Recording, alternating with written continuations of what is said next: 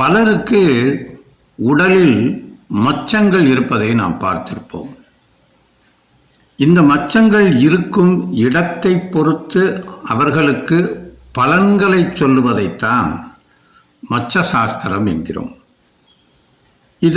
இது தவிர இது சார்ந்து சாமுத்திரிகா லக்ஷண சாஸ்திரம் என்றும் கூட ஒன்று உண்டு.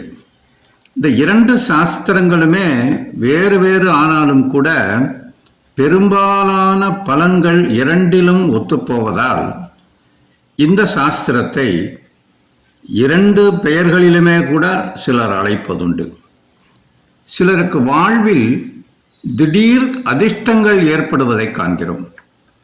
அதுவரை மிகவும் ஏழையாக இருந்தவர் திடீரென கார், பங்களா, நகைகள், நவரத்தின அணிகலன்கள் போன்ற ஆடம்பரமான வாழ்க்கை வாழ்வதை பார்த்திருப்போம்.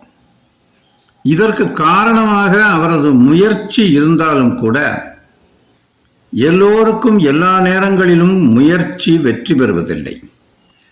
அது அவரது ஜனன ஜாதகத்தில் நல்ல நேரம், அவருக்கு இருக்கக்கூடிய கைரேகை அமைப்பு, அவர் வாழும் வீட்டின் வாஸ்து அமைப்பு, அவர் அணிந்துள்ள ரத்தினங்களின் அமைப்பு போன்றவை மட்டுமல்லாது அவரது உடலில் அமையப்பெற்ற மச்ச அடையாளங்களின் காரணமாகவும் சில நேரங்களில் இது போன்ற அதிர்ஷ்டங்கள் நிகழ்கின்றன அல்லது மாறுதல்கள் நிகழ்கின்றன.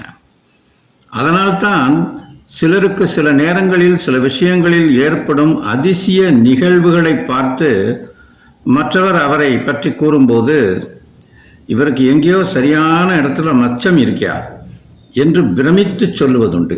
இதை நாம் அனுபவத்தில் கேட்டிருப்போம், கண்டிருப்போம்.